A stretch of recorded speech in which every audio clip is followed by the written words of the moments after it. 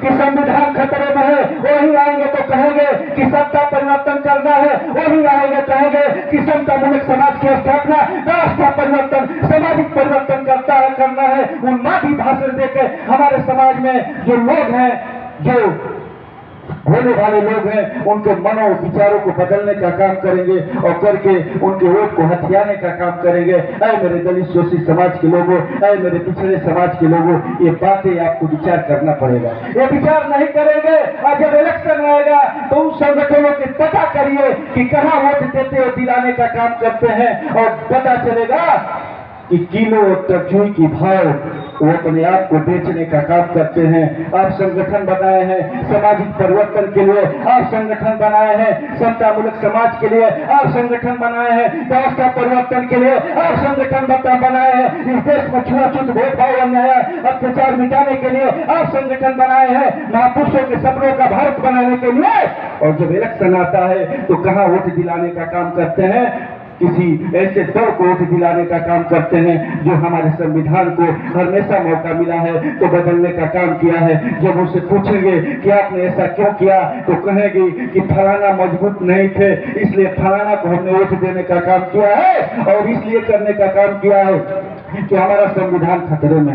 हमारे लोगों को एक हथियार मिल गया है, हमारे लोगों को बहलाने फुसलाने का एक सबूता मिल गया है। और जॉर्ज गिरिसन ने कहा था कि लोगों को अगर विचारों में उनकी परिवर्तन करना है तो साहित्य के शब्दों को लाइए और साहित्य के शब्दों के द्वारा शब्दों के मार्ग उन पर करिए और मार्ग करने के बाद उनके विचारों पर समझिए कि वो क्या चाहते हैं। उसी की प्लेटफॉर्म में अपनी बातें रखते हुए उनके विचारों को जान के उसी के विचारों में घोलते हुए और उनको ऐसा शरबत घोल लीजिए कि बात को मैं समाप्त कर दे रहा हूँ। तो ये बात करना बहुत जरूरी है कि क्योंकि आज ये दर्द है और दिल में दर्द इसलिए होता है कि जब घर टूटता है तो जिस घर बनाने वाले लोग हुए बाप दादाओं ने जो पसीने और खून के साथ जिस घर को बनाने का काम किया है वो घर गिरने लगता है तो लोग फिर बाद में कहते हैं कि इस तरह नहीं उस तरह हो गया, तो इस तरह नहीं उस तरह की बातों के किस तरह लोगों को चलना है ये बातें साहित्य के शब्दों में समझनी पड़ेगी। जॉर्ज गिरिसन ने कहा कि विचारों के साथ साथ आपको वैचारिक क्रांति को बदलना है। उसी आधार पर आचार्य रामचंद्र शुक्ल हिंदी साहित्य के इतिहास में हिंदी साहित्य का इतिहास लिख दिया। संत कबीर और संत रविदास को घुमक्कड़ फक्कड़ और सबुक्कड़ बता दिया। और आज इस आप नहीं समझेंगे नहीं जानेंगे तो इस देश में नहीं जानेंगे नहीं सोचेंगे नहीं समझेंगे तो आपको ये संविधान जो कह रहे हैं कि खतरे में है तो उनको कहेंगे कि आप इस देश के लिए खतरा है, देश से निकल जाइए, तो आपके लिए ये इतना बड़ा काला दिन होगा कि आप समझ नहीं पाएंगे। इसलिए अपने घर को मजबूत करते हुए मेरे इशारों को समझिए कि अपने घर को मजबूत करते हुए आपको जानना पड़ेगा। हमारे अमरनाथ बोध जी कहते हैं कि याद करिए उन दिनों को, संत शिरोमणि गुरु रविदास को क्यों मार दिया गया, याद करिए उन दिनों को जब ज्योतिबा फूले को क्यों धक्के मार कर बनारस से भगा दिया गया, याद करिए उन दिनों को जब नारायणा गुरु को क्यों बेइज्जत किया गया, याद करिए उन दिनों को जब बिरसा मुंडा को बांध के ट्रैक्टर में घसीटा गया, याद करिए उन दिनों को बाबा साहेब अम्बेडकर जब सराय में ठहरे थे उनको जेल में से मारने की साजिश किसने की थी, याद करिए उन दिनों को। 2 जून 1995 को सुश्री बहन कुमारी मायावती को मारने की साजिश किसने किया था, वो कल का दिन था।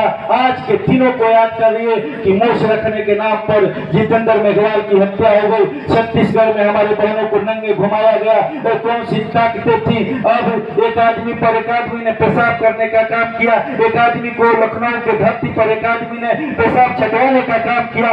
आज के दिन में हो रहा है जब देश का संविधान काम कर रहा है, जब देश का संविधान नहीं होता तब आप कहाँ खड़े होते, ये सोचना पड़ेगा, ये जानना पड़ेगा, ये समझना पड़ेगा। अगर नहीं सोचेंगे नहीं समझेंगे नहीं जानेंगे आने वाले दिन में इतना दिन भयानक होगा जिसकी कल्पना आप कर नहीं पाएंगे। और मेरे बड़ी शोषित समाज के लोगों, अंत में मैं बात अपनी करते हुए अंत में समाप्ति की तरफ अपनी बात को ले जाते हुए 6 दिसंबर 1956 को बाबा साहेब अम्बेडकर की तबीयत खराब थी।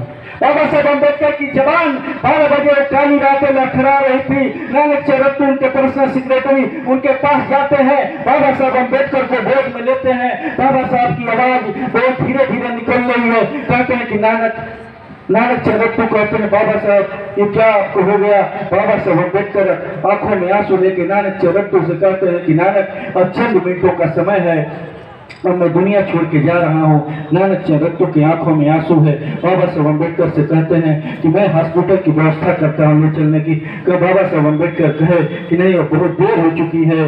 बाबा साहब अम्बेडकर से नानक चरत्तू कहते हैं, बाबा साहब अम्बेडकर जी आप दुनिया छोड़ के जा रहे हैं, कोई हुजूम उमड़ेगा, एक जन सैलाब उमड़ेगा, तो मैं अपने लोगों से क्या कहूँगा कि बाबा साहब अम्बेडकर ने मरते वक्त क्या कहा था, क्या मैं बताऊंगा कि अंतिम बातें बाबा साहब अम्बेडकर की क्या थी। बाबा साहब अम्बेडकर की आंखों में आंसू है। बाबा साहब अम्बेडकर कहते हैं कि जाकर इन दलित शोषित समाज के लोगों से, इन पिछड़े समाज के लोगों से, इन माताओं बहनों से कह देना कि जज्बे भर गए, निशान अभी बाकी है, वफा के राहों में जान अभी बाकी है। जो हमने बनाए थे ख्वाबों में महल वो तो ढा गए, लेकिन उसका खंडहर और निशान अभी बाकी है। जय भीम, जय भारत।